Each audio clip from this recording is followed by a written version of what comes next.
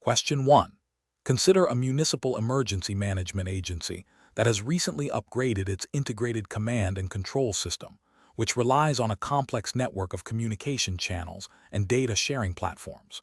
To ensure the system's resilience against potential disruptions, particularly those that could compromise its ability to coordinate response efforts during a major event. What is the most effective strategy for evaluating its security posture and operational integrity? Option A. Perform periodic manual reviews of system logs and access control lists without engaging in active exploitation attempts. Option B.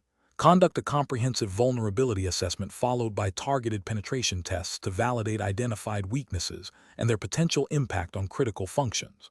Option C. Implement a broad security awareness training program for all staff, believing that human error is the primary vulnerability to address.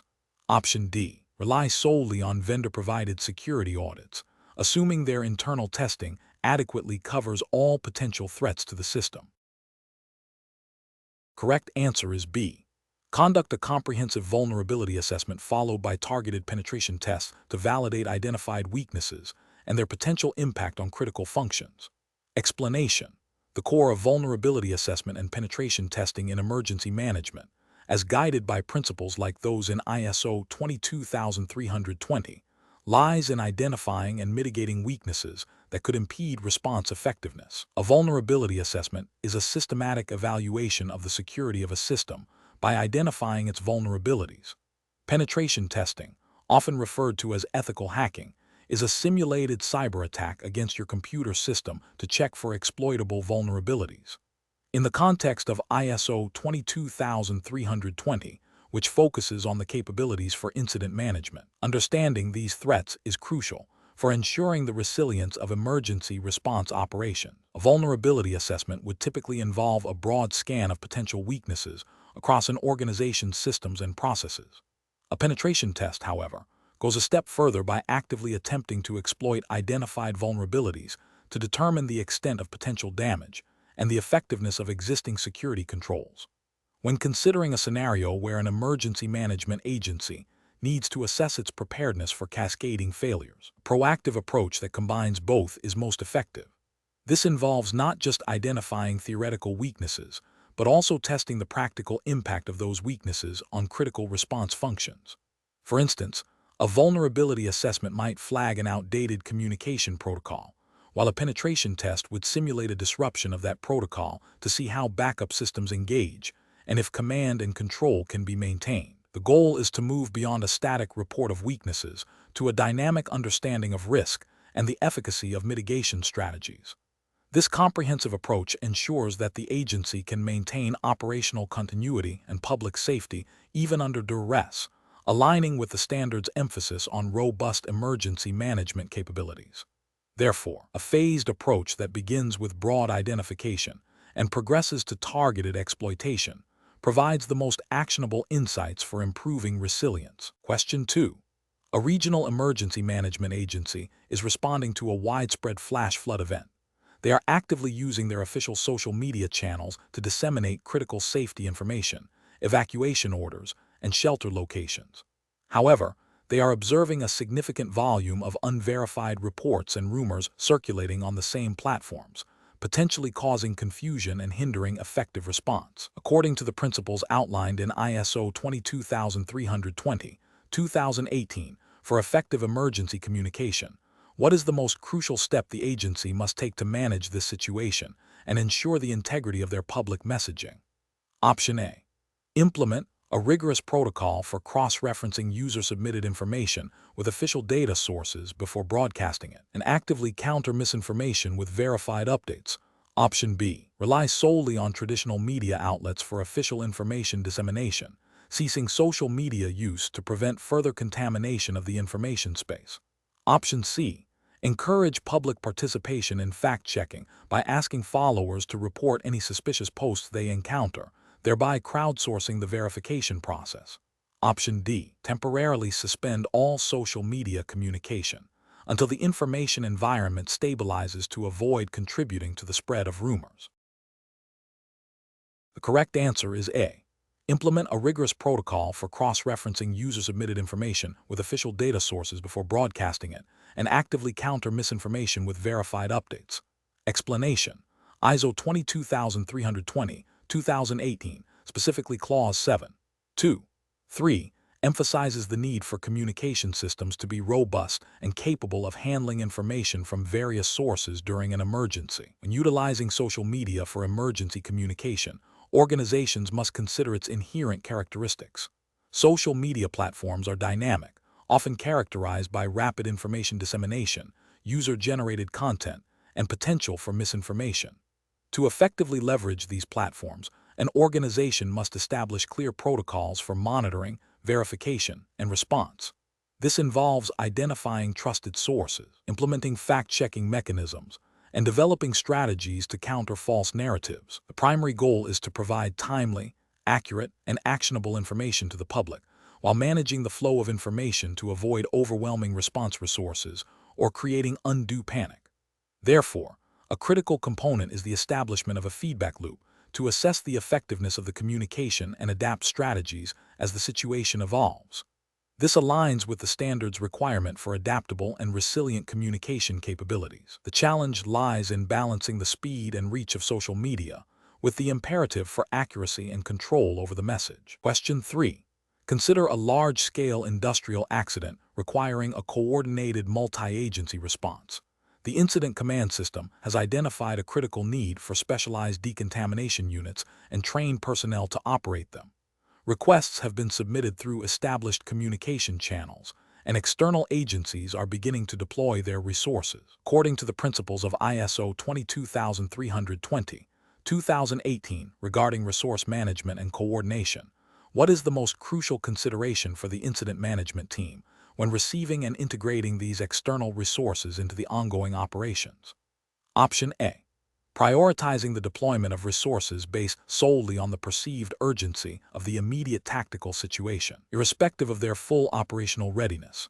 Option B. Ensuring that all deployed resources are properly accounted for and their operational status is continuously monitored against predefined tasking and availability logs.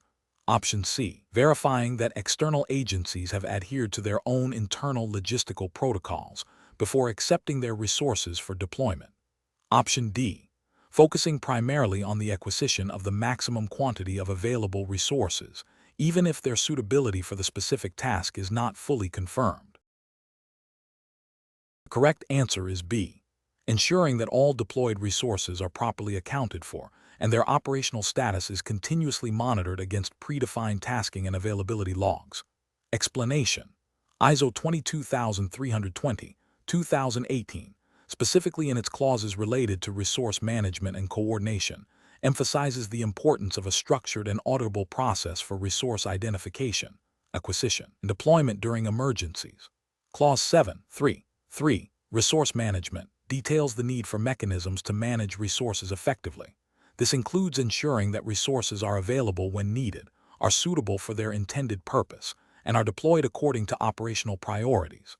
The standard promotes the use of common terminology and standardized procedures for resource requests and allocations to facilitate interagency cooperation, a critical element in multi-jurisdictional or multi-organizational responses. When assessing resource allocation, an organization must consider not only the immediate availability of assets, but also their logistical support, maintenance requirements, and the competencies of personnel assigned to operate them. The goal is to achieve an optimal balance between meeting immediate demands and maintaining the sustainability of the response effort, aligning with principles of effective emergency management as outlined in the standard. The scenario describes a situation where initial resource requests are being fulfilled, but the underlying principle is the systematic management and accounting for all resources to ensure efficient and effective deployment throughout the incident lifecycle. Question 4.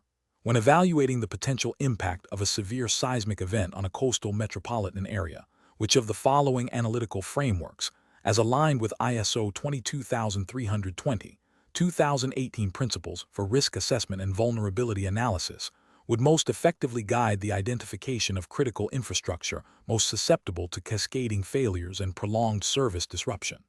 Option A, a single hazard impact assessment concentrating solely on the direct structural damage to buildings and transportation networks from ground shaking. Option B, a historical review of past seismic events in similar geographical regions, focusing on response times and resource deployment without analyzing system interdependencies. Option C, a multi-hazard, multi-vulnerability assessment focusing on interdependencies between critical infrastructure sectors and the potential for secondary impacts like tsunamis and infrastructure collapse. Option D, a qualitative assessment of public perception and media reporting on earthquake preparedness, prioritizing public anxiety levels.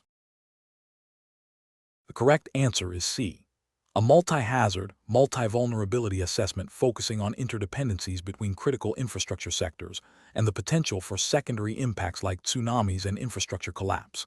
Explanation: ISO 22320, 2018, specifically in its clauses related to risk assessment and vulnerability analysis, emphasizes a proactive approach to understanding potential disruption. The standard advocates for a comprehensive process that identifies hazards, analyzes their potential impact on an organization's or community's ability to function, and assesses the susceptibility of critical assets and functions to these hazards.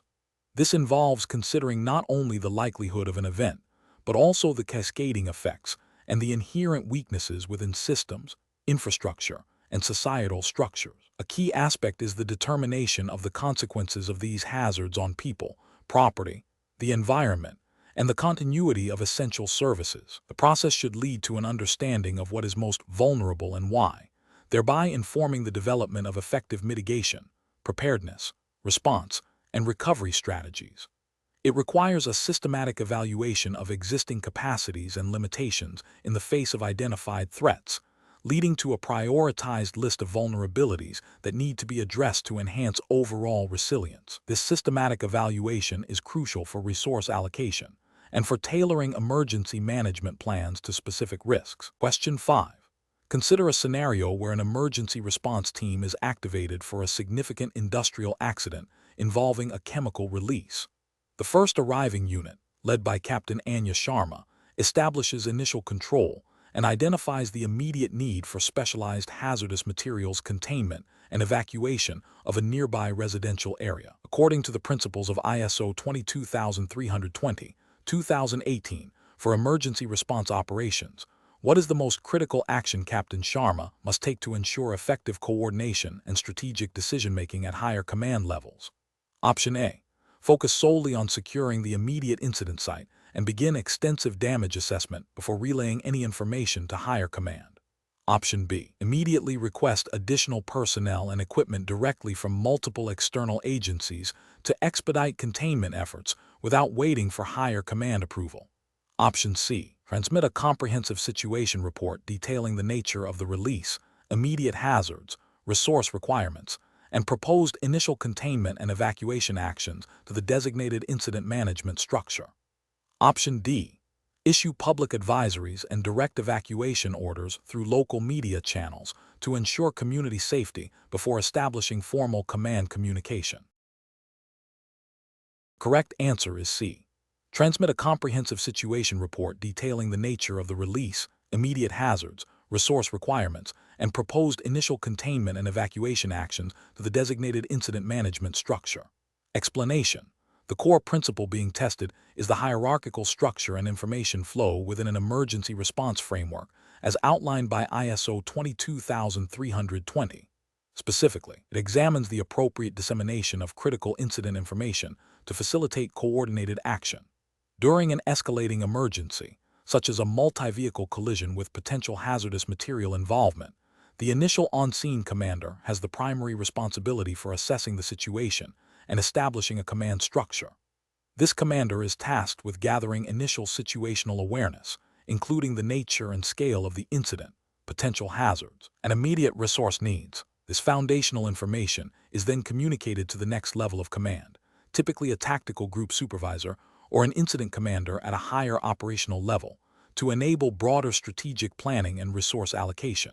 The standard emphasizes that information should flow from the point of action to the decision-making authority responsible for overall management. Therefore, The initial assessment and preliminary operational plan, which includes identifying immediate needs and potential hazards, must be communicated to the designated incident management team to inform their strategic decisions and resource deployment. This ensures that higher echelons of command have accurate, timely, and actionable intelligence to manage the overall emergency response effectively, aligning with the principles of clear command and control and effective information management inherent in emergency management standards. Question 6. Considering the principles outlined in ISO 22320-2018 for comprehensive emergency management, which of the following strategies most effectively aligns with fostering long-term economic recovery and revitalization post-disaster, focusing on building community resilience rather than solely restoring pre-event conditions? Option A. Implementing targeted grants and low-interest loans for small and medium-sized enterprises, SME, to re-establish operations, coupled with initiatives for workforce reskilling in emerging local industries and the development of resilient infrastructure to support diversified economic activities. Option B. Establishing temporary job creation programs that offer short-term employment in debris removal and basic infrastructure repair, without a specific focus on long-term economic sustainability or diversification. Option C. Directing all available financial resources towards immediate humanitarian aid and the restoration of essential public services, deferring all economic recovery planning until after the crisis has fully subsided. Option D.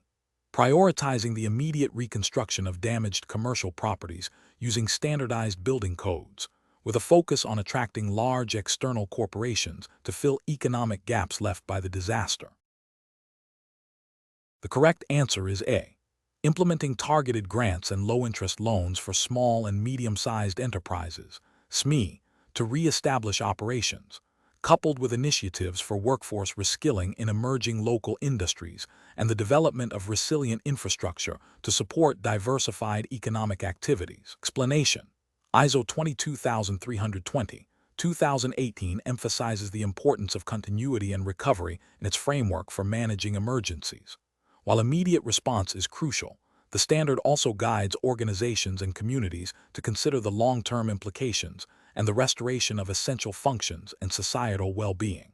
Economic recovery and revitalization are integral components of this broader recovery phase. These strategies aim to not only restore pre-disaster economic activity, but also to build resilience and foster sustainable growth, addressing the underlying vulnerabilities that may have been exposed or exacerbated by the event. This involves a multifaceted approach that can include financial assistance, infrastructure rebuilding, support for local businesses, workforce retraining, and the promotion of diversified economic sectors. The goal is to create a more robust and adaptable economy that can better withstand future shocks.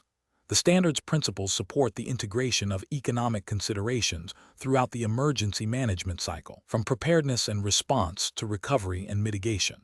This proactive integration ensures that recovery efforts are not merely about returning to the status quo, but about improving the community's overall economic health and capacity. Question 7. Consider a multi-jurisdictional emergency response to a widespread industrial accident involving chemical releases.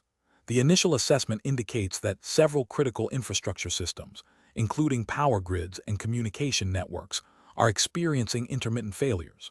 The Emergency Management Agency's director must decide on the primary command and control structure for the response, which leadership and decision-making approach best aligns with the principles of ISO 22320-2018 for managing such a complex, rapidly evolving scenario with potential for cascading failures.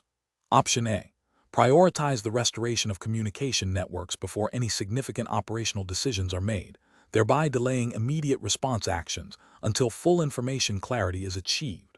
Option B. Adopt a purely decentralized approach, allowing individual response teams to operate independently based on their immediate assessments and priorities without a formal central coordination mechanism. Option C. Establish a highly centralized command structure where all significant operational decisions, including resource deployment and evacuation orders, must be approved by the Director's Office before implementation. Option D. Implement a federated decision-making model, where incident commanders at various affected sites have significant autonomy to make operational decisions, with a central coordination cell providing strategic guidance and resource allocation based on aggregated reports. The correct answer is D. Implement a federated decision-making model where incident commanders at various affected sites have significant autonomy to make operational decisions, with a central coordination cell providing strategic guidance and resource allocation based on aggregated reports. Explanation. The scenario describes a situation where an emergency management agency is facing a cascading failure of critical infrastructure following a significant seismic event. The agency's leadership must make rapid decisions with incomplete information. ISO 22320/2018 emphasizes the importance of clear leadership and effective decision-making in crisis situations. Clause 7.2.3. Command and control highlights the need for established command structures and communication protocols to ensure coordinated responses. Clause 7.2.4. Information management stresses the importance of collecting, verifying, and disseminating accurate information to support decision-making. In this context, a decentralized decision-making model, while potentially faster at the local level, risks fragmentation of efforts and misallocation of resources if not tightly integrated with a central coordinating authority. A highly centralized model, conversely, might be too slow given the dynamic nature of the crisis and the need for immediate action at various points of impact.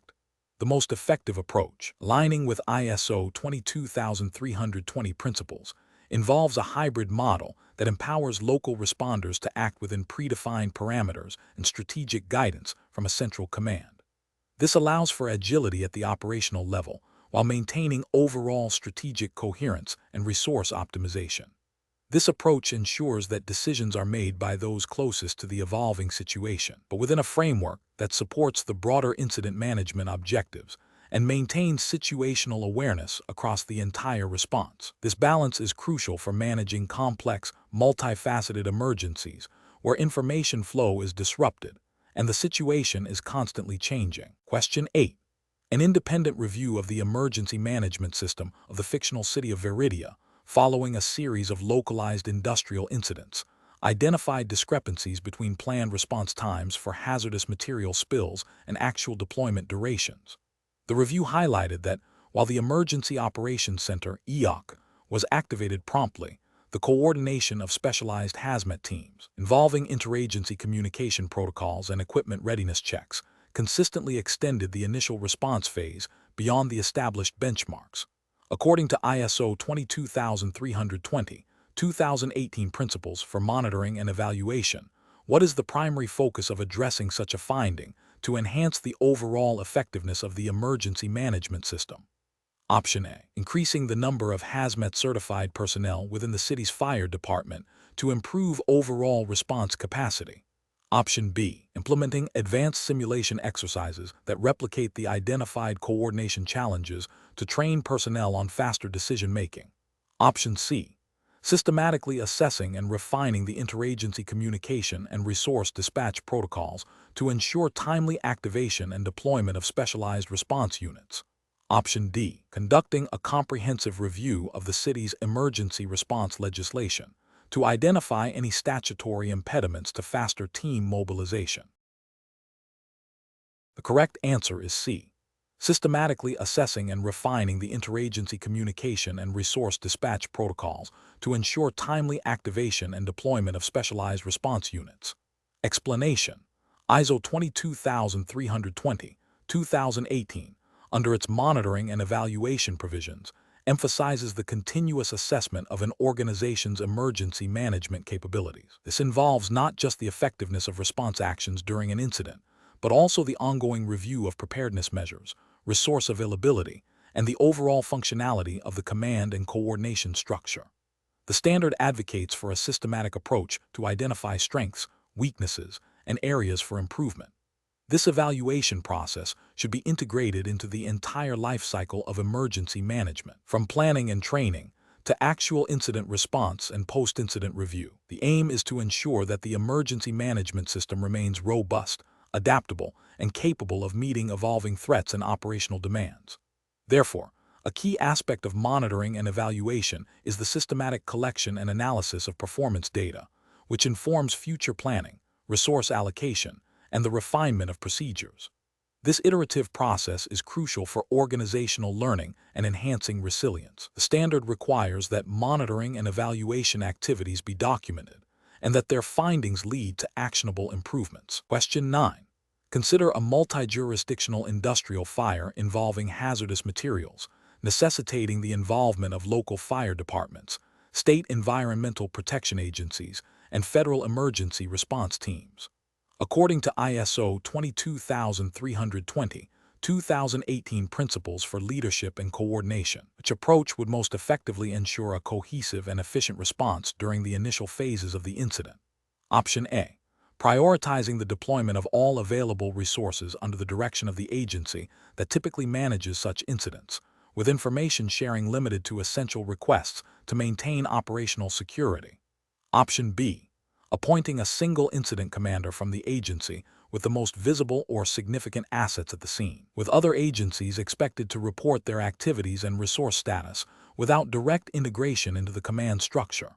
Option C. Allowing each agency to operate independently within its jurisdictional boundaries, coordinating efforts through informal ad hoc meetings as needed to avoid bureaucratic delays in initial response actions. Option D. Establishing a unified command structure with designated incident commanders from each primary responding agency, operating under a shared incident action plan, and utilizing a common operating picture facilitated by interoperable communication systems. The correct answer is D.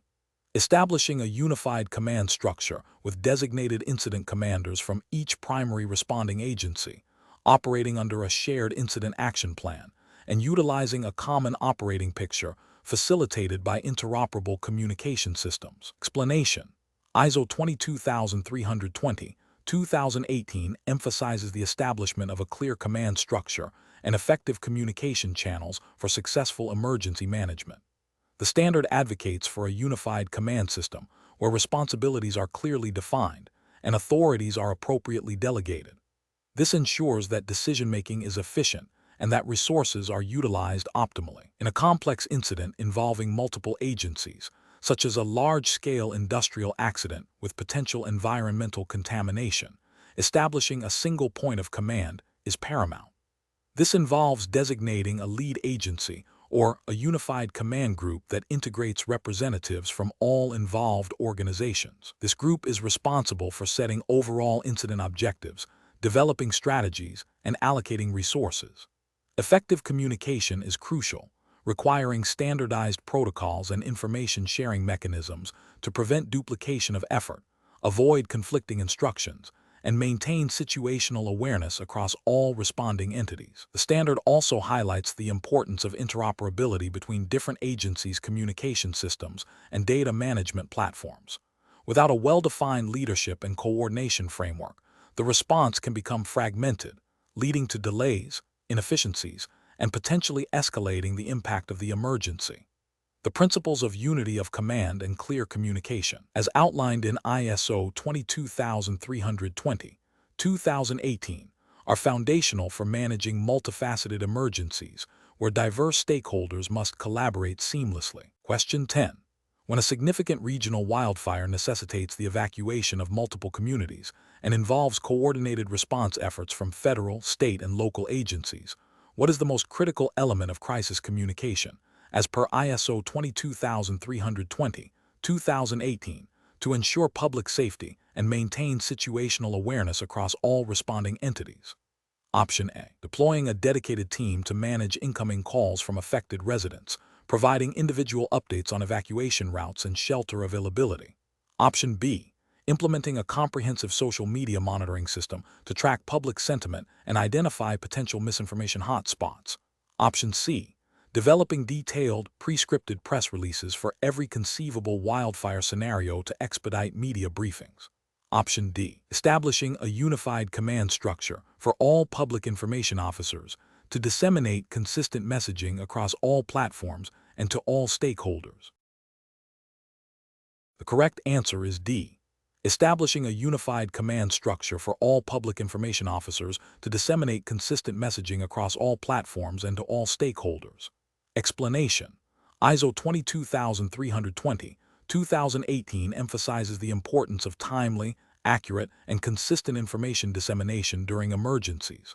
Effective crisis communication, as outlined in the standard, requires a strategic approach to managing information flow to all relevant stakeholders, including the public, affected individuals, response personnel, and governmental bodies.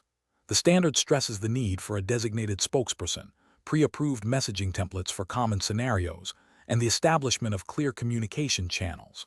Furthermore, it highlights the critical role of feedback mechanisms to gauge public perception and address misinformation. In a complex event involving multiple agencies and diverse affected populations, a multi-channel communication strategy is paramount. This strategy should leverage traditional media, social media platforms, emergency alert systems, and community outreach programs to ensure broad reach and accessibility. The selection of appropriate communication channels should consider the target audience's demographics, access to technology, and the nature of the information being conveyed. For instance, during a widespread power outage, relying solely on digital platforms would be ineffective. Therefore, a robust plan would integrate radio broadcasts, public address systems, and door-to-door notifications where feasible. The principle of one voice is central, meaning all official communications should align to prevent confusion and maintain public trust. This involves rigorous coordination among all participating organizations to ensure message consistency. The standard also implicitly supports the use of visual aids and simplified language to enhance comprehension, especially during high-stress situations. The ability to adapt communication strategies based on evolving circumstances and feedback is a hallmark of effective emergency management. Question 11. When establishing a new regional emergency supply depot to support disaster response operations in a seismically active coastal area, which primary criterion, aligned with ISO 22320, 2018 principles for resource management, should guide the selection of its physical location? Option A. Prioritizing accessibility via multiple, resilient transportation corridors and proximity to diverse population centers likely to be affected by seismic events. Option B. Locating the facility in the most densely populated urban core to ensure immediate access for a large number of individuals. Option C. Selecting the least expensive land available to maximize the budget for inventory acquisition. Option D. Choosing a site with the lowest elevation to facilitate easier loading and unloading of supplies by heavy vehicles. Correct answer is A.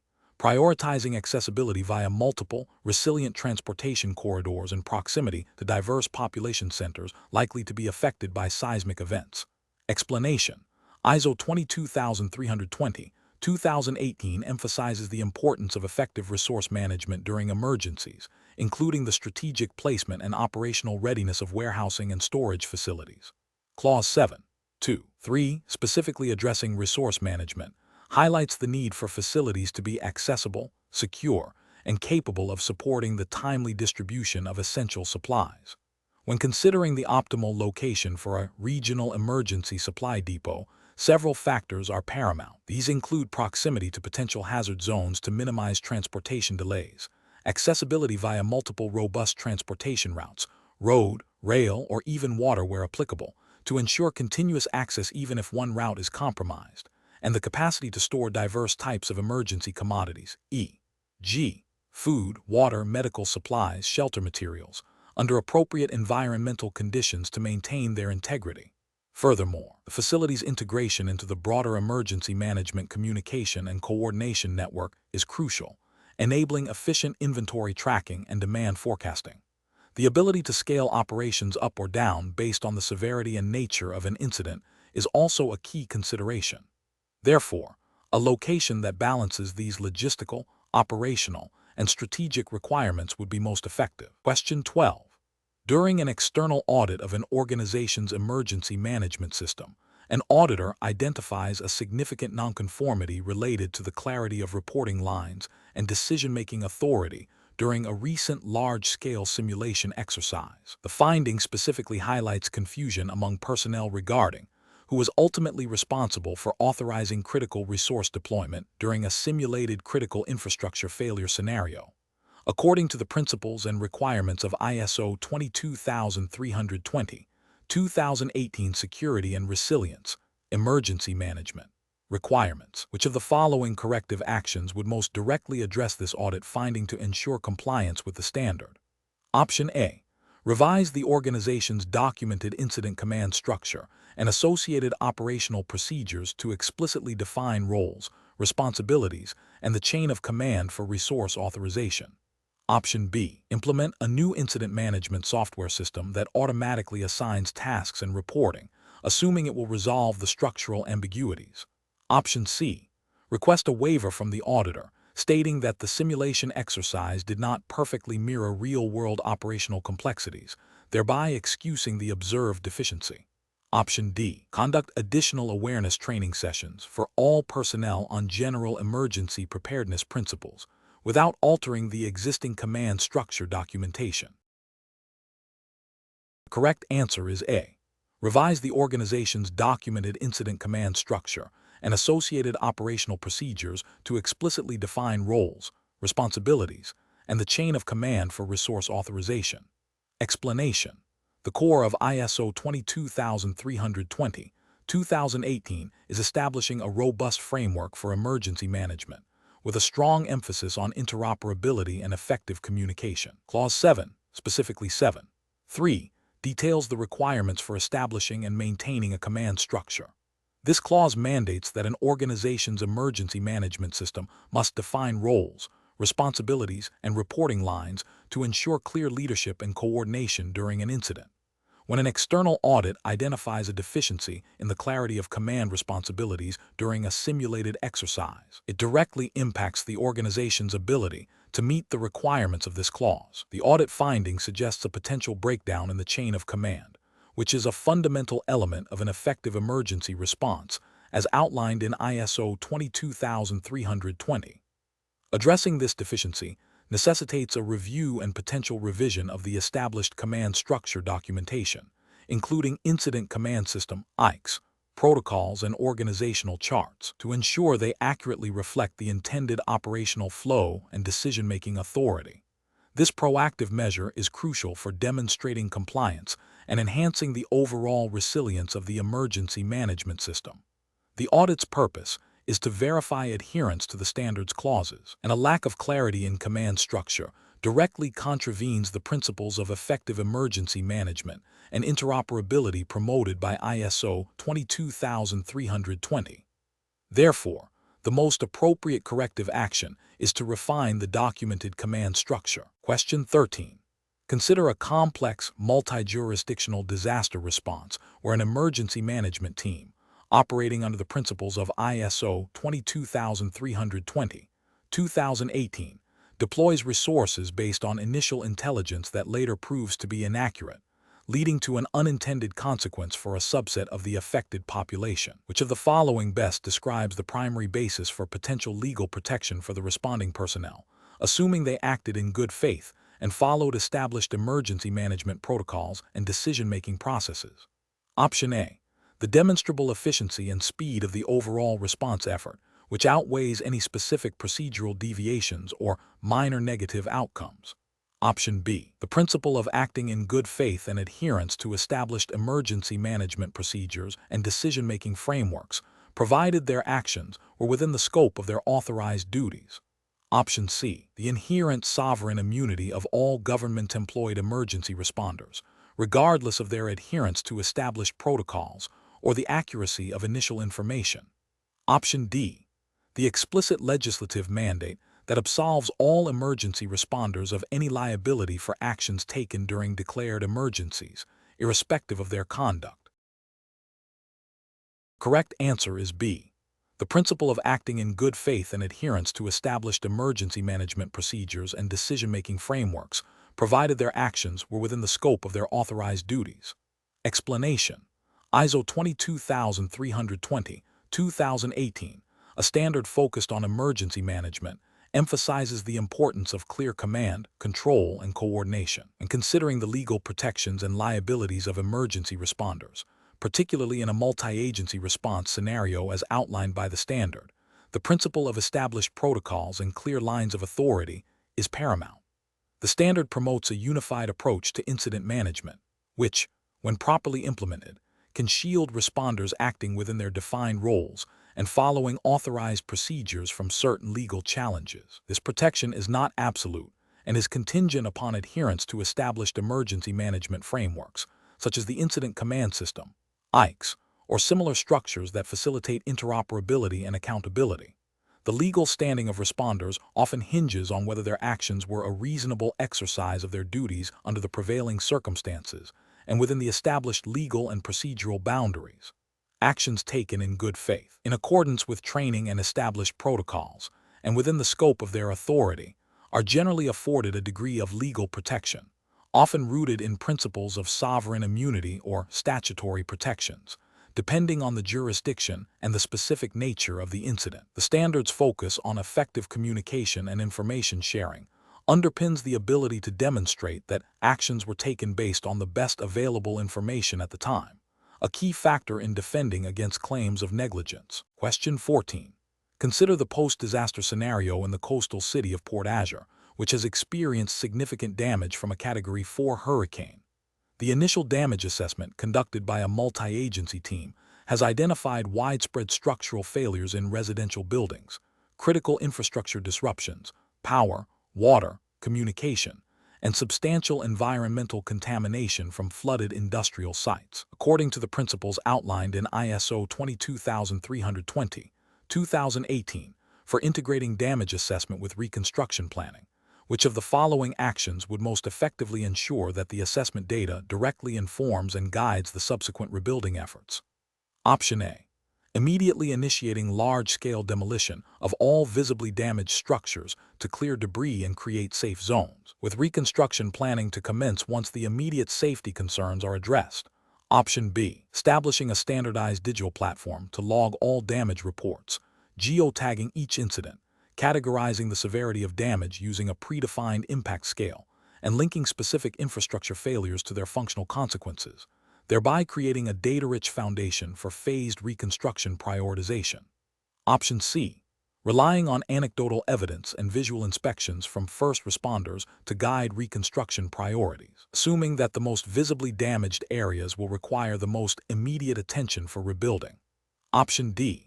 Focusing solely on the economic impact of the damage, quantifying financial losses for insurance claims and immediate relief distribution, deferring detailed structural assessments until after initial recovery operations are complete.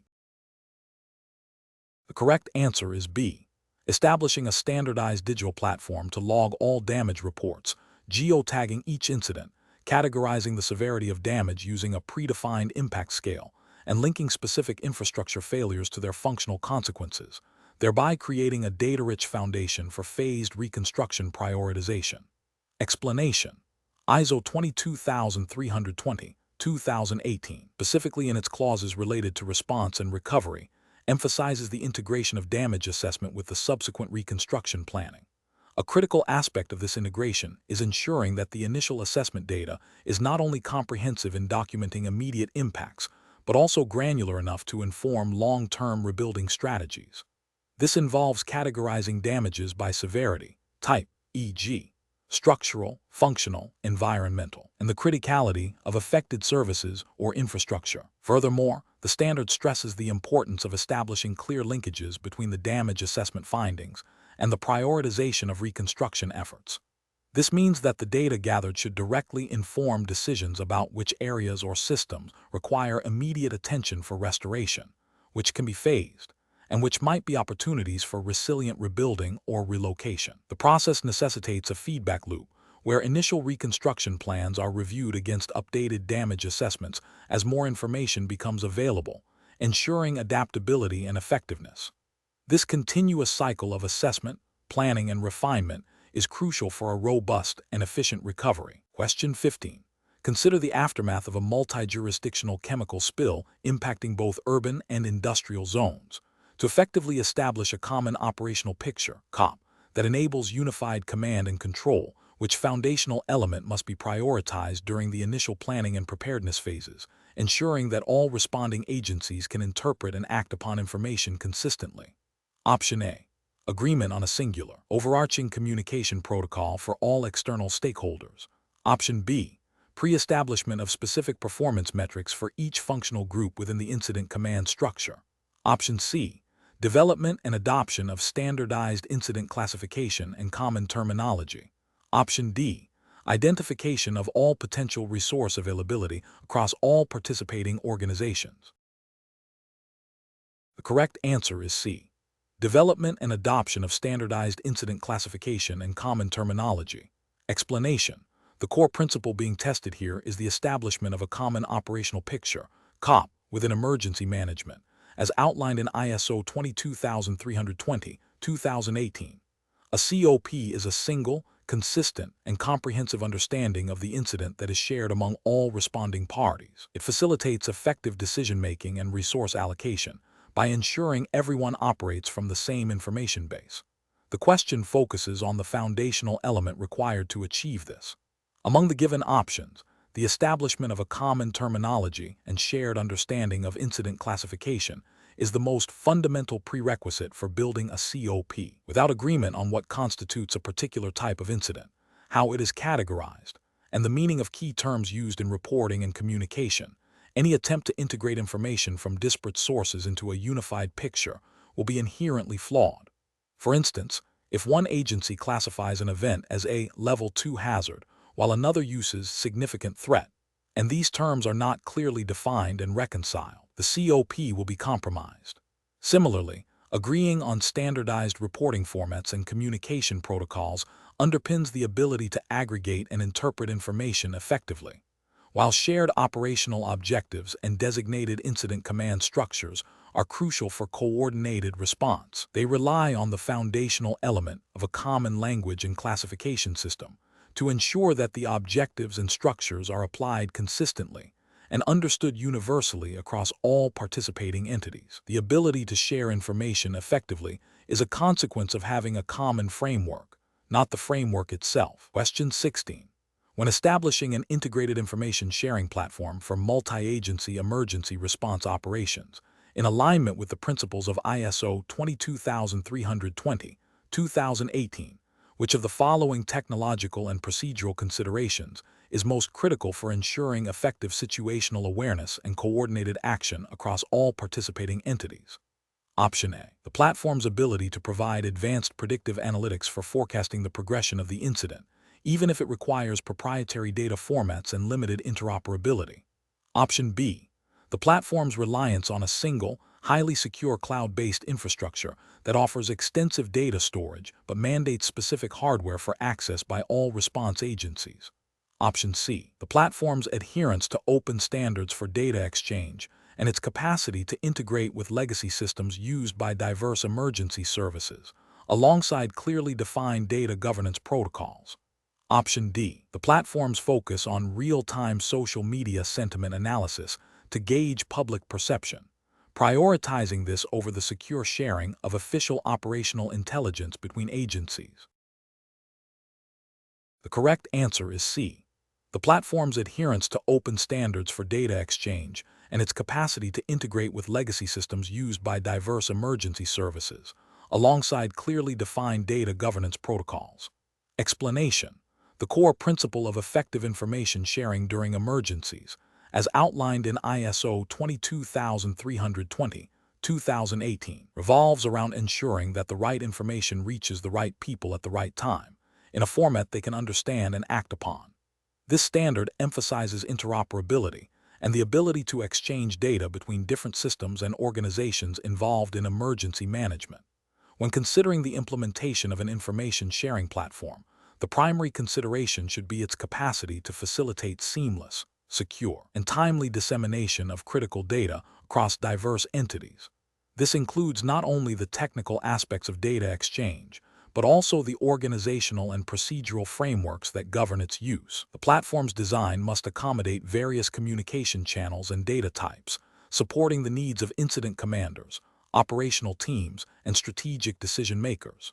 Furthermore, adherence to relevant national and international regulations concerning data privacy and security is paramount. The platform's ability to adapt to evolving threats and technologies, while maintaining backward compatibility where necessary, is also a key factor in its long-term effectiveness. The focus is on creating a cohesive information ecosystem that supports coordinated response and recovery efforts, rather than isolated data silos. The platform should enable the aggregation, analysis, and visualization of incident-related information to support situational awareness and informed decision-making. Question 17. Recent studies on disaster communication effectiveness, aligning with the principles outlined in ISO 22320, 2018, suggest that a key determinant of public compliance with emergency instructions during a widespread disruption, such as a novel airborne pathogen outbreak impacting urban centers, is the perceived credibility and clarity of the issuing authority. Considering this, which of the following strategies would most effectively foster public awareness and compliance with emergency directives, as envisioned by the standard?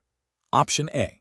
Limiting public communication to urgent alerts only when immediate physical danger is present, thereby minimizing information overload and focusing resources on critical notifications. Option B. Implementing a continuous, multi-channel public information campaign utilizing diverse formats like social media updates, official broadcasts, and community leader briefings, ensuring messages are consistent, easily understandable, and address potential public concerns proactively. Option C.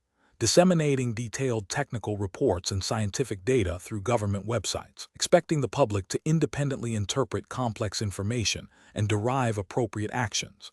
Option D. Relying primarily on a single, high-authority broadcast channel for all official emergency communications, assuming the gravity of the situation will naturally compel public attention and adherence. The correct answer is B. Implementing a continuous multi-channel public information campaign utilizing diverse formats like social media updates, official broadcasts, and community leader briefings, ensuring messages are consistent, easily understandable, and address potential public concerns proactively. Explanation. ISO 22320, 2018 emphasizes the importance of timely, accurate, and accessible communication during emergencies. Public awareness is a critical component of effective emergency management, aiming to inform individuals about potential risks, preparedness measures, and actions to take during an incident. Clause 7. 2. 3 of ISO 22320, 2018 specifically addresses communication with the public, highlighting the need for clear, consistent messaging across multiple channels. This includes providing information about the nature of the emergency, its potential impact, safety instructions, and available assistance. The standard stresses the importance of tailoring communication to different audience segments, considering language, literacy levels, and cultural factors. Proactive communication, before an incident occurs, is also crucial for building resilience and ensuring the public is informed about general emergency preparedness. The effectiveness of public awareness strategies is measured by the public's understanding of the information provided and their ability to act appropriately based on that information. Therefore, the most effective approach to public awareness, as per the principles of ISO 22320, 2018, involves a multifaceted strategy that prioritizes clarity, accessibility, and continuous engagement with the community before, during, and after an emergency. This ensures that information is not only disseminated, but also understood and acted upon, thereby enhancing overall community safety and response effectiveness. Question 18. Considering the principles outlined in ISO 22320, 2018, for mass care and feeding operations, which of the following best describes the organizational approach required to effectively manage a large-scale, multi-day event involving diverse dietary needs and limited pre-existing infrastructure? Option A. Prioritizing the immediate deployment of prepackaged, non-perishable food rations to all affected individuals, deferring the establishment of hot meal services until external aid arrives. Option B. Relying solely on large, centralized distribution centers managed by a single governmental agency, with standardized meal kits designed for long shelf life and minimal preparation.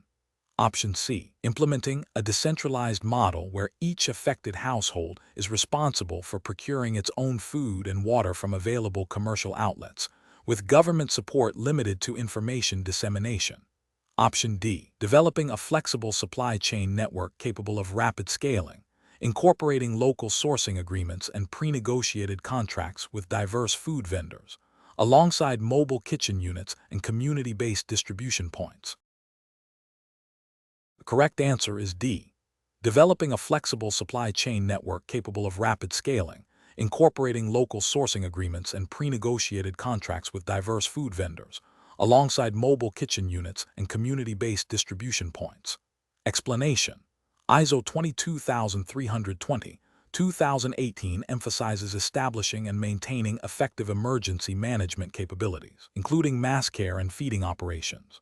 Clause 6, 2, 3, specifically addressing operational capabilities, highlights the need for organizations to be able to provide essential services to affected populations.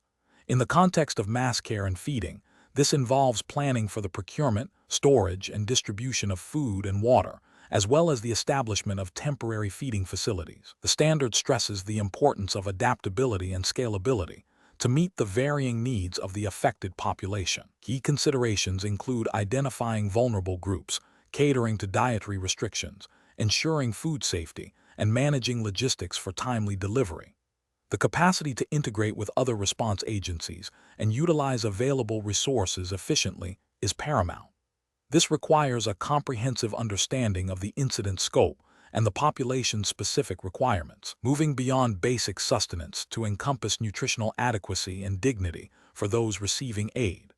The ultimate goal is to restore normalcy as quickly as possible by meeting fundamental human needs in a structured and organized manner, aligning with the principles of effective incident command and resource management. Question 19. Considering the principles outlined in ISO 22320, 2018 for establishing and maintaining effective emergency communication, which strategy best addresses the dual challenges of rapid information dissemination and the potential for widespread misinformation when leveraging social media platforms during a crisis? Option A. Prioritizing the amplification of viral content and trending hashtags related to the emergency to maximize reach and public engagement. Option B. Implementing a tiered verification process for all user-generated content before public dissemination, coupled with proactive monitoring and rapid debunking of false narratives through official channels. Option C. Encouraging unfiltered citizen reporting via social media to build a comprehensive situational awareness picture without immediate official validation. Option D. Relying solely on automated social media bots to broadcast pre-approved emergency alerts and updates, minimizing human intervention to ensure speed and consistency. The correct answer is B. Implementing a tiered verification process for all user-generated content before public dissemination, coupled with proactive monitoring and rapid debunking of false narratives through official channels. Explanation: ISO 22320, 2018, specifically in Clause 7, 2, 3, emphasizes the importance of establishing and maintaining communication channels that are effective, reliable, and appropriate for the context of an emergency. When utilizing social media for emergency communication, the standard's principles guide the approach.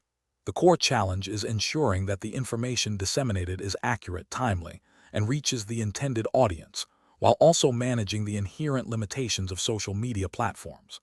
ISO 22320, 2018 promotes a structured approach to communication, which translates to a need for verification mechanisms and clear protocols for content generation and dissemination. This includes having designated personnel responsible for social media updates, cross-referencing information with official sources, and employing strategies to counter misinformation.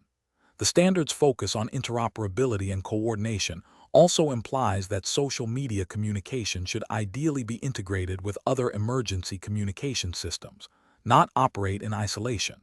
Therefore, the most effective strategy involves a multifaceted approach that prioritizes verified information, strategic dissemination, and active monitoring for feedback and misinformation. Question 20. A municipal emergency management agency is developing a comprehensive strategy to enhance community preparedness for a projected increase in extreme weather events, a key concern under ISO 22320, 2018. The agency aims to move beyond traditional public service announcements and foster a deeper, more participatory approach to risk reduction and response readiness. Considering the principles of community engagement and public awareness as defined in the standard, Which of the following strategies would most effectively align with the intent of fostering informed and resilient communities? Option A. Organizing annual public forums where emergency officials present pre-prepared information on disaster scenarios and mitigation efforts, followed by a brief question and answer period. Option B. Distributing informational brochures and flyers door-to-door in all residential areas, outlining general emergency preparedness guidelines and contact information for local authorities. Option C. Launching a widespread social media campaign featuring short, attention-grabbing videos about emergency kits and evacuation routes, supported by regular press releases detailing the agency's response capabilities. Option D. Implementing a multi-channel communication plan that includes interactive workshops, neighborhood-level preparedness planning sessions, and accessible online resources detailing local hazard risks and protective actions, with feedback mechanisms integrated into each component. The correct answer is D. Implementing a multi-channel communication plan that includes interactive workshops, neighborhood-level preparedness planning sessions, and accessible online resources detailing local hazard risks and protective actions, with feedback mechanisms integrated into each component. Explanation: ISO 22320, 2018 emphasizes the importance of establishing effective communication channels and engaging the public in emergency management preparedness. Clause 5. 2. 3. Public awareness and education specifically addresses the need for organizations to develop and implement strategies for informing the public about potential hazards, preparedness measures, and response procedures. This includes fostering community understanding of roles and responsibilities during emergencies. A robust community engagement strategy, as outlined in the standard, goes beyond mere information dissemination.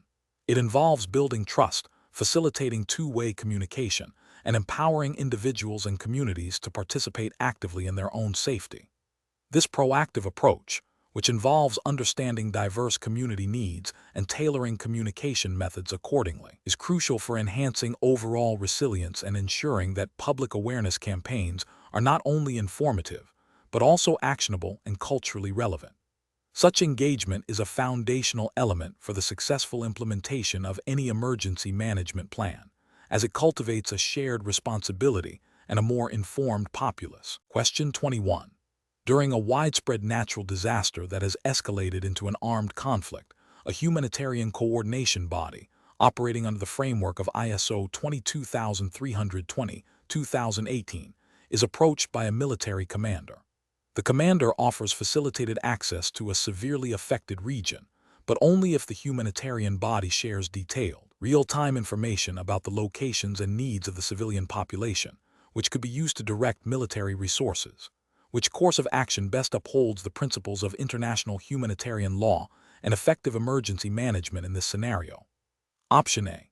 Politely decline the commander's offer, explaining that sharing such specific operational data would compromise humanitarian impartiality and independence, and propose alternative, less intrusive methods for coordination and access, such as pre-agreed safe corridors or joint security assessments that do not reveal sensitive population data. Option B. Immediately cease all operations in the region until a neutral third party can mediate a safe access agreement, to avoid any perception of bias or involvement in military activities. Option C. Accept the commander's offer to facilitate access, prioritizing the immediate delivery of aid to the affected population, as the potential benefit of reaching them outweighs the minor compromise of operational data. Option D. Share only aggregated, anonymized data with the military commander that broadly indicates areas of greatest need, while withholding any specific location data that could be misused. Correct answer is A. Politely decline the commander's offer, explaining that sharing such specific operational data would compromise humanitarian impartiality and independence, and propose alternative, less intrusive methods for coordination and access, such as pre-agreed safe corridors or joint security assessments that do not reveal sensitive population data. Explanation: the core principle guiding emergency management operations during armed conflict, as informed by international humanitarian law and the spirit of ISO 22320, is the imperative to protect and assist the civilian population. This involves distinguishing between combatants and civilians, ensuring that humanitarian aid is delivered impartially, and without discrimination based on any factor other than urgency. The principle of humanity mandates that all individuals not taking direct part in hostilities, or who have ceased to do so, shall be protected and treated humanely. This extends to providing essential services and relief. While coordination with military forces is often necessary for access and safety, it must not compromise the impartiality of humanitarian action. The principle of neutrality means that humanitarian organizations do not take sides in hostilities or engage in controversies of a political, racial, religious, or ideological nature. The principle of independence ensures that humanitarian action is guided solely by needs, free from political, economic, military, or other objectives. Therefore, when faced with a situation where access to affected populations is contingent on providing information that could be construed as endorsing a particular side or influencing military operations, a humanitarian organization must uphold its core principles, prioritizing the safety and well-being of the affected population, and ensuring the continuity of impartial aid means refusing to engage in activities that violate these fundamental tenets, even if it temporarily restricts access. The protection of civilians and the provision of humanitarian assistance are paramount, and this is achieved by maintaining the integrity of humanitarian principles. Question 22. A coastal city, Viridian Bay, is preparing for its annual hurricane season.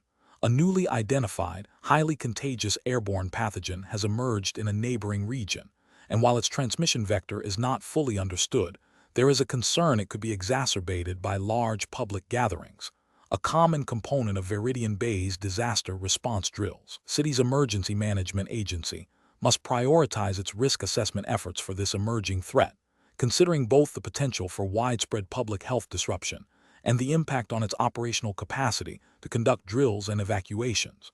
Which risk analysis technique would be most suitable for Viridian Bay to initially characterize the potential impact and likelihood of this novel pathogen affecting its emergency preparedness activities? Option A. Conducting a detailed quantitative risk assessment using historical data on airborne disease outbreaks and their economic consequences to model the financial losses. Option B.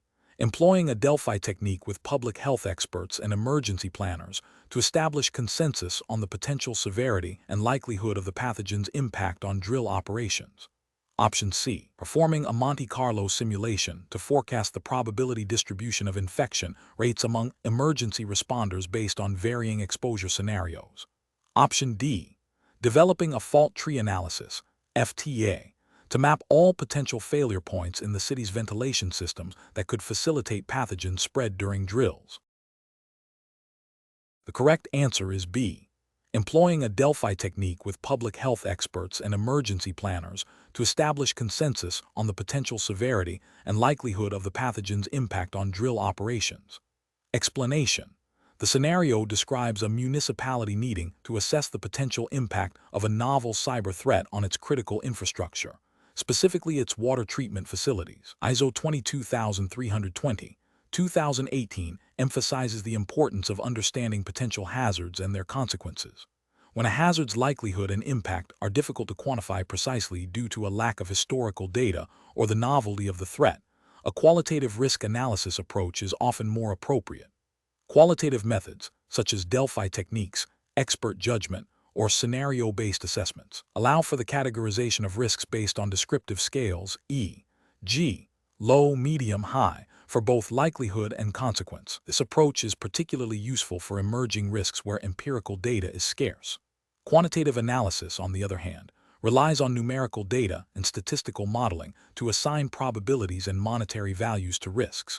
While valuable for established risks with available data, it can be challenging and potentially misleading when applied to entirely new or unpredictable events.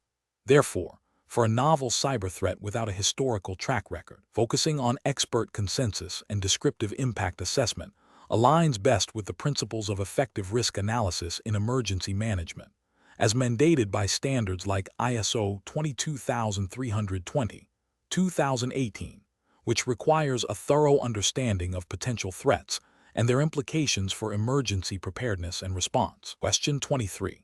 Consider an emergency management agency that has recently integrated an advanced AI-driven meteorological forecasting and early warning system into its operational infrastructure.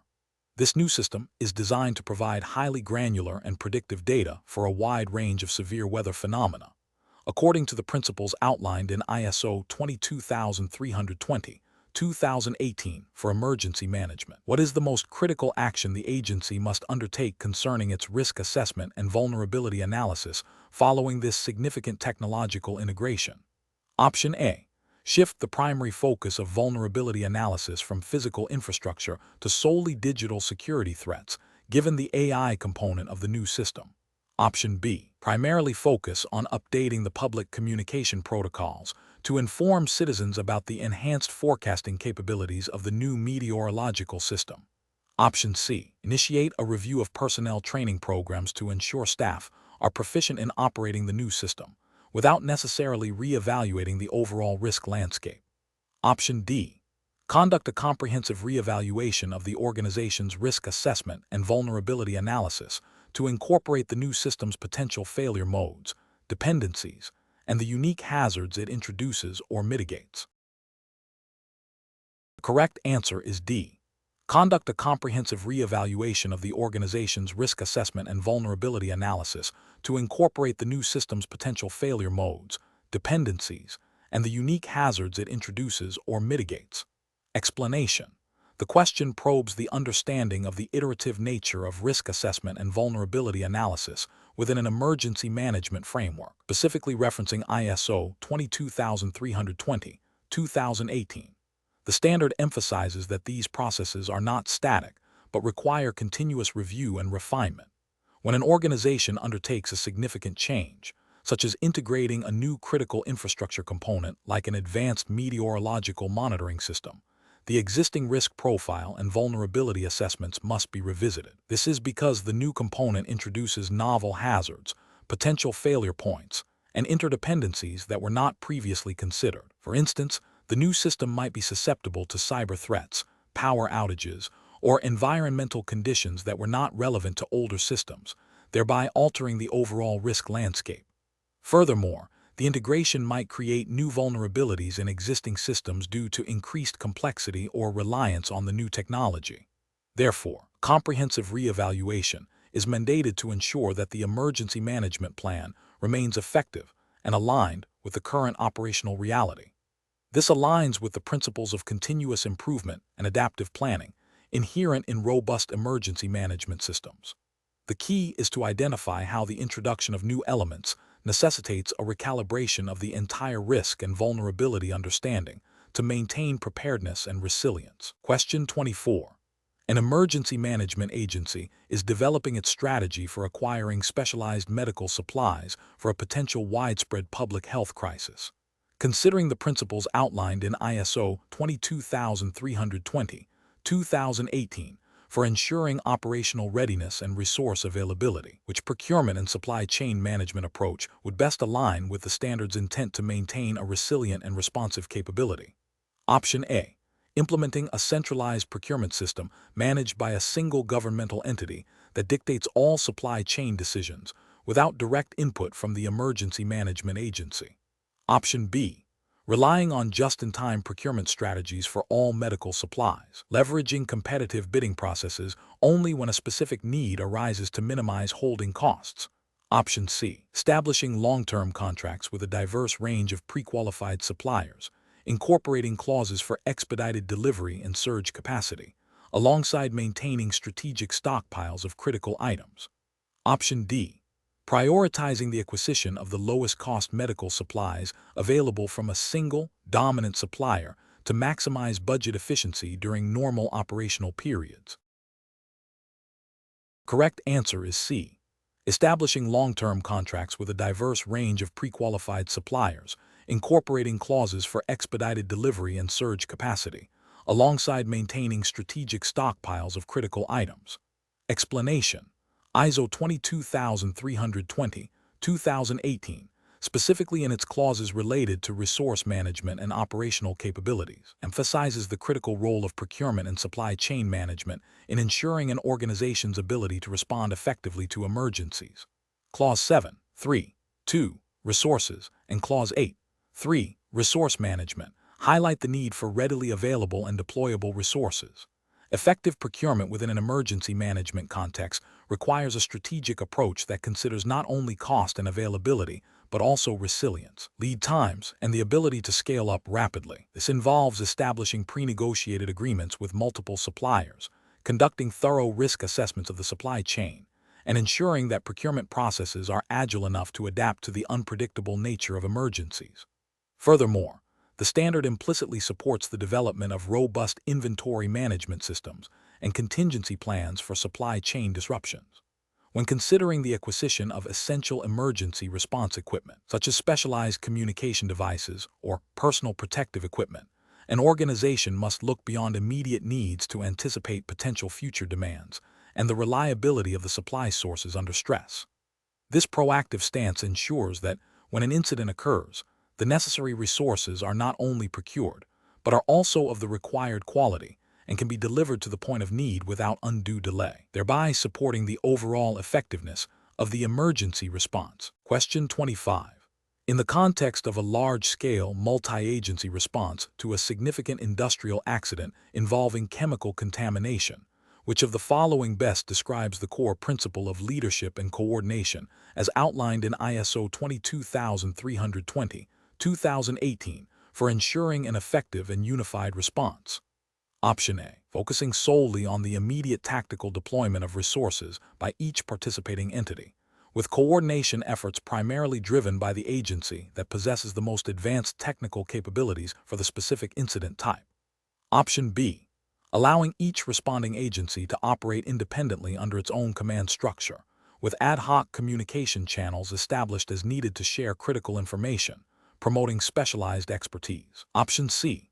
Appointing a rotating lead agency every 24 hours to manage the overall response, ensuring diverse perspectives are incorporated, and encouraging each agency to manage its own operational priorities based on its mandate. Option D.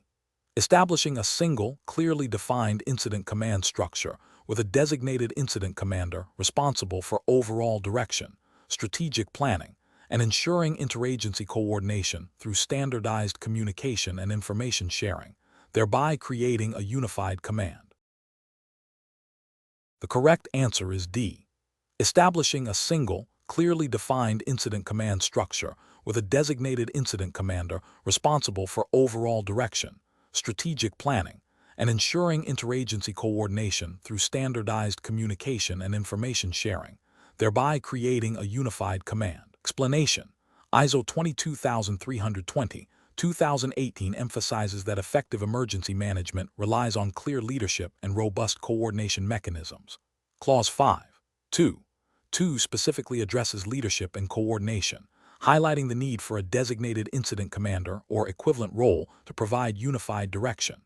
This commander is responsible for establishing and maintaining situational awareness, developing and communicating the incident action plan, and ensuring that resources are allocated efficiently and effectively. Coordination involves integrating the efforts of multiple agencies and organizations, often through a common operating picture and standardized communication protocols. The standard also stresses the importance of establishing clear lines of authority and responsibility to prevent confusion and duplication of effort. In a complex incident, such as a multi-jurisdictional hazardous materials release, the incident commander would delegate specific functional responsibilities to various branches, e.g., operations, planning, logistics, finance/administration, within the Incident Command System (ICS) framework. The effectiveness of this coordination is directly tied to the clarity of the command structure and the ability of the leadership to foster interagency collaboration and information sharing. Without a well-defined leadership role and a coordinated approach, response efforts can become fragmented, leading to delayed or inefficient outcomes and potentially exacerbating the impact of the emergency. The principle is to ensure that all responding entities work towards a common set of objectives under a single, overarching command structure, even if they maintain their own internal operational procedures. Question 26. When documenting lessons learned from a multi-agency emergency response exercise, as per ISO 22320, 2018 principles, what is the primary objective for capturing and analyzing the information related to communication interoperability challenges encountered between the fire department's incident command system and the public health agency's situational awareness platform? Option A, to create a historical record of communication failures for archival purposes and to assign blame for any delays. Option B, to provide raw data for academic research on emergency communication systems without requiring actionable outcomes. Option C, to generate a general report on communication issues that can be shared with all participating agencies without specific recommendations for improvement. Option D, to identify specific technological incompatibilities and propose standardized data exchange protocols for future joint operations. Correct answer is D, to identify specific technological incompatibilities and propose standardized data exchange protocols for future joint operations. Explanation: ISO 22320, 2018 emphasizes continuous improvement in emergency management. A crucial aspect of this is the systematic documentation of lessons learned and best practices derived from exercises and real incidents. Clause 7.3.3, titled Post-Incident Review and Lessons Learned, mandates that organizations establish processes for capturing, analyzing, and disseminating these insights. The objective is to inform future planning, training, and operational adjustments. When documenting lessons learned, the focus should be on actionable recommendations that address identified deficiencies or reinforce successful strategies. This documentation should be clear, concise, and easily accessible to relevant personnel. It's not merely about recording what happened, but about deriving practical improvements. For instance, if communication protocols during a simulated chemical spill exercise were found to be inefficient, the lesson learned documentation would detail the specific breakdown in communication, the impact it had on response coordination, and recommend a revised protocol, potentially including new technologies or updated training modules. This process ensures that the organization's capacity to manage emergencies evolves and strengthens over time, aligning with the standard's intent to enhance resilience and effectiveness. The best practices identified should also be codified, providing a benchmark for future operations and training. Question 27. Considering the principles of ISO 22320, 2018 for emergency management, which of the following strategies would be most effective in fostering long-term economic revitalization in a community significantly impacted by a cascading infrastructure failure event, aiming to build resilience beyond immediate recovery? Option A, prioritizing the rebuilding of pre-disaster infrastructure without incorporating new resilience features or considering future economic development opportunities. Option B, relying exclusively on federal disaster relief funds for all recovery efforts and deferring any local economic development initiatives until all physical damage is repaired. Option C, implementing a comprehensive program that diversifies local industries, provides targeted support for small and medium-sized enterprises through grants and low-interest loans for technology adoption, and invests in smart infrastructure upgrades that enhance connectivity and sustainability. Option D, focusing solely on providing immediate financial relief to affected businesses through direct cash transfers and tax deferrals to expedite their reopening.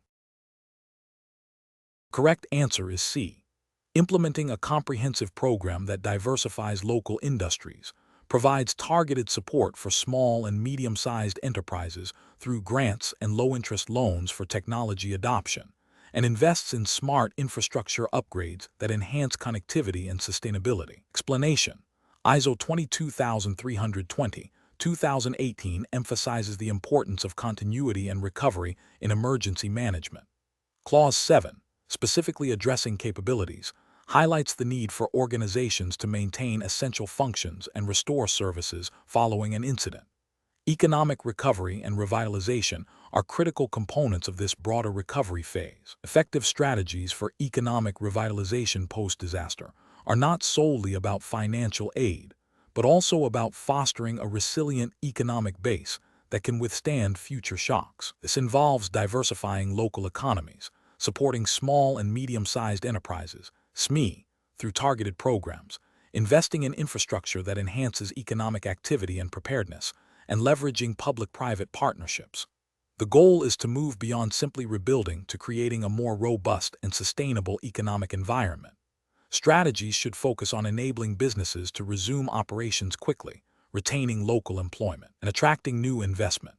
This requires a comprehensive approach that integrates economic considerations into the overall emergency management plan, from preparedness and response through to long-term recovery.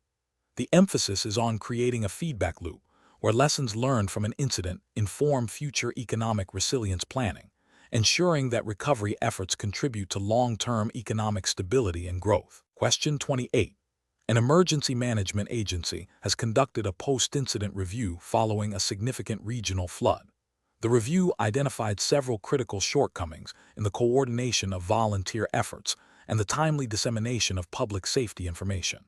According to the principles of monitoring and evaluation within ISO 22320, 2018, what is the most appropriate next step for the agency to ensure sustained improvement and adherence to the standards requirements? Option A. Conduct a broad public survey to gauge overall satisfaction with the emergency response, without specifically addressing the identified coordination and information dissemination issues.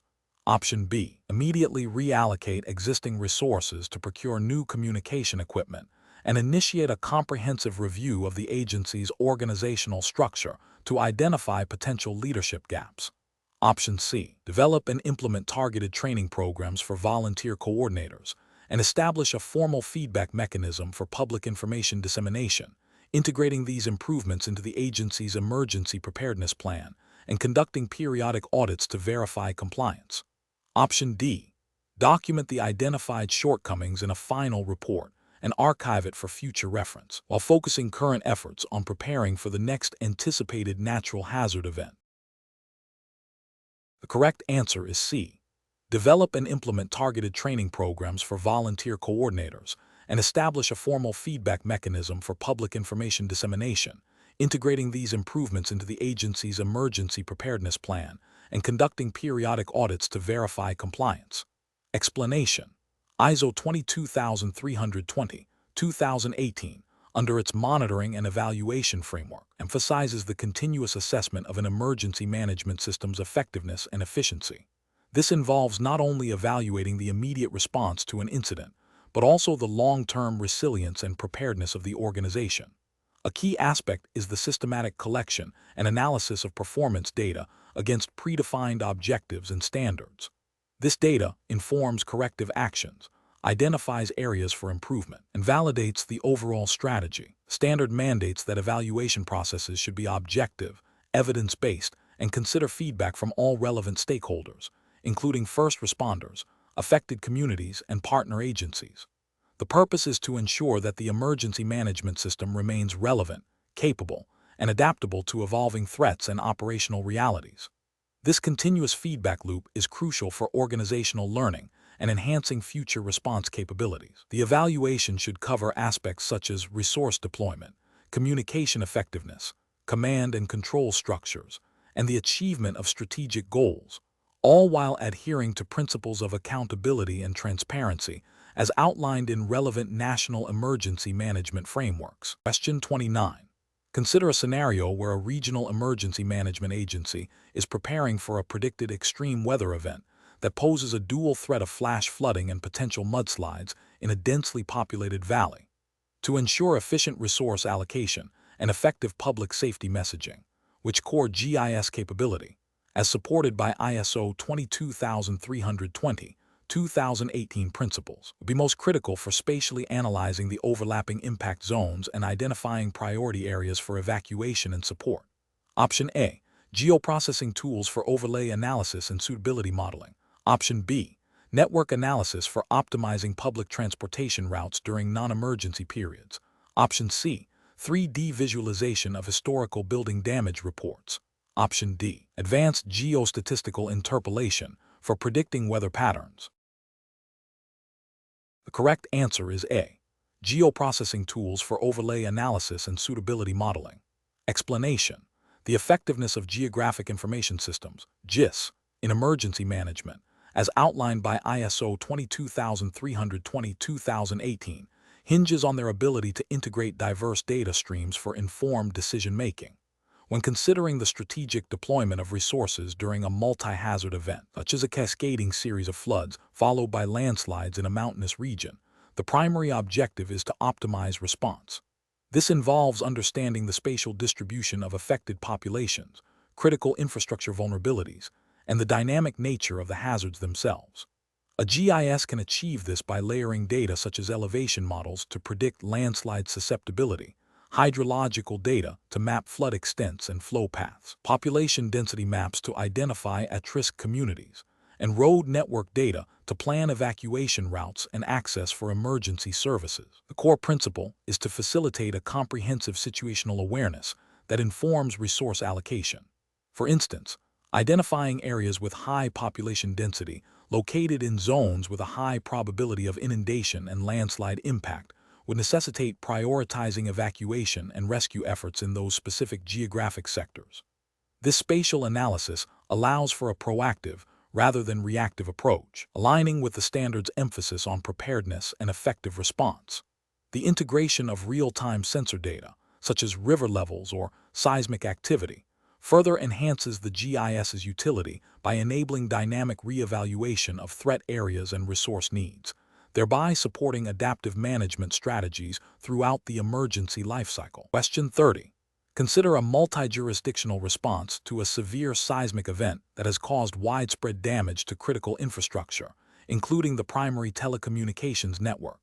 The Emergency Management Agency must disseminate vital public safety information regarding shelter locations, potable water distribution points, and potential aftershock warnings.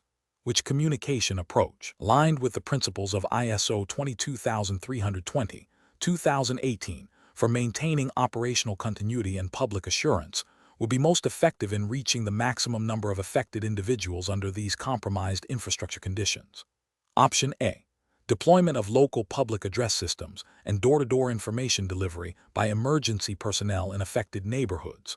Option B. Prioritization of email distribution lists and website announcements from government agencies for all public safety advisories. Option C. Exclusive reliance on social media platforms and mobile text messaging services for rapid updates to the general populace. Option D.